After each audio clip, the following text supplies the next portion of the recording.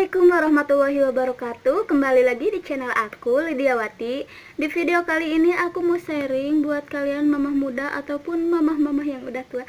Nah, ataupun suaminya yang istrinya sebentar lagi mau lahiran. Di sini aku mau sharing, mau ngasih tahu atau mau ngasih info buat kalian apa aja hal-hal yang tidak boleh dilakukan ketika mau bersalin ataupun mau melahirkan. Nah, simak video berikut ini ya, jangan sampai di skip. Ketika mau bersalin atau melahirkan, biasanya identik dengan rasa mules atau his atau kontraksi yang biasanya timbul ketika mau menjelang persalinan. Nah, ini semuanya merasakan sahabat perempuan ketika mau bersalin pasti ada mules. Banyak sekali respon-respon yang seharusnya tidak dilakukan ketika adanya mules atau kontraksi mau melahirkan itu sendiri. Nah, di sini aku mau ngasih tahu hal-hal apa aja yang tidak boleh dilakukan ketika bunda mau bersalin. Yang pertama, bunda nggak boleh teriak-teriak ketika ada mules. Emang sih rasanya itu pasti sakit ya kalau misalkan ada gelombang-gelombang cita ataupun mules ataupun his itu sendiri pasti akan merasakan sakit. Tapi jangan sampai berteriak-teriak. Kenapa? Karena kalau misalkan bunda berteriak-teriak nanti tenaganya habis ketika mau mengedan, nggak ada power, nggak ada tenaga.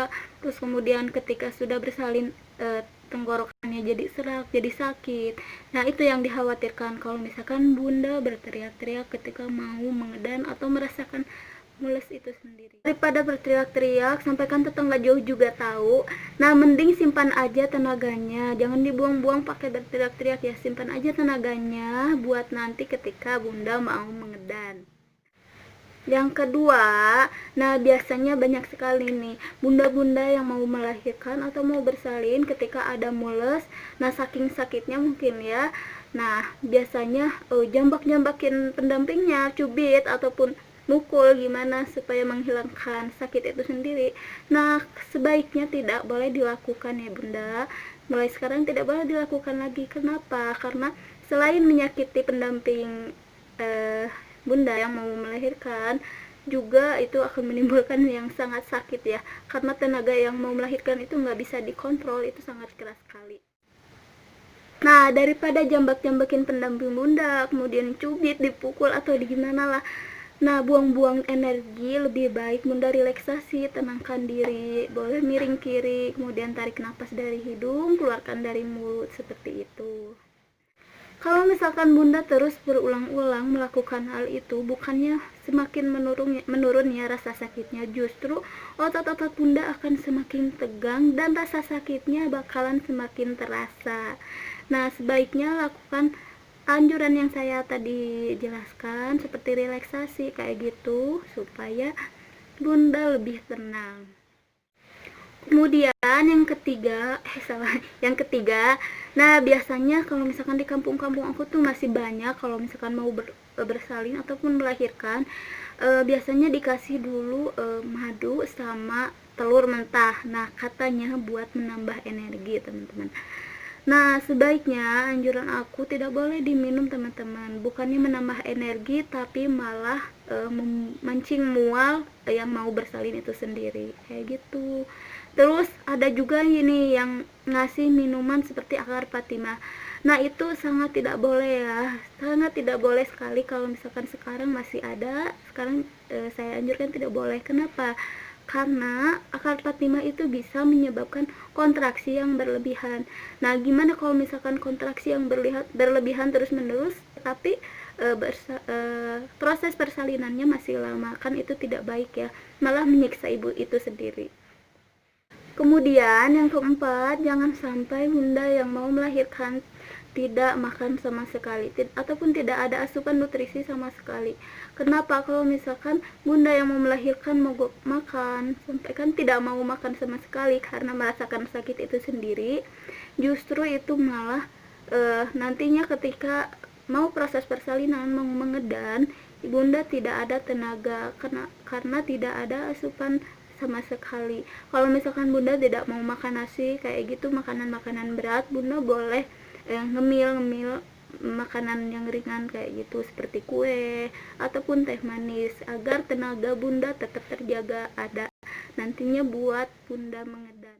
Yang kelima, nah ketika mau bersalin ataupun mengedan, tidak boleh menutup mata sambil mengedan. Kenapa? Karena kalau misalkan menutup mata terus ngedan, otomatis pembuluh darah yang di mata itu tertekan. Nah, ditakutkan adanya pecah pembuluh darah di dalam mata itu sendiri. Nah, sebaiknya daripada menutup mata ketika mengedan dan bisa menyebabkan lebih fokus terhadap si sakitnya itu sendiri, lebih baik bunda membuka mata kemudian lihat ke arah perut. Bisa bunda membayangkan bahwa si bayi anda semakin turun, semakin cepat untuk proses bersalin kayak gitu. Ataupun bunda bisa melihat fokus terhadap pendamping bunda, suami bunda kayak gitu. Nah, yang terakhir nih, yang keenam, bunda tidak boleh mengangkat pantat.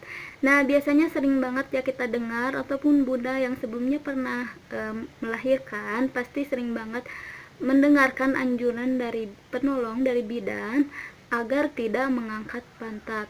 Kenapa? Karena selain itu salah satu resiko terjadinya robekan perineum, juga akan ya mengakibatkan kesusahan untuk si penolong kalau misalkan bunda angkat sini kemudian geser sini dan ya pokoknya tidak diam kayak gitu. Nah, si penolong pasti akan semakin sulit untuk menolong bunda dan ditakutkan adanya robekan pada perineum bunda kayak gitu. Nah, sekian dari aku mengenai hal-hal yang tidak boleh dilakukan ketika bunda mau bersalin. Semoga bermanfaat ya. Dan buat semuanya bunda yang sebentar lagi mau bersalin, semoga proses persalinannya lancar. Amin. Dan terima kasih buat kalian yang sebelumnya sudah mendukung channel aku dengan cara subscribe.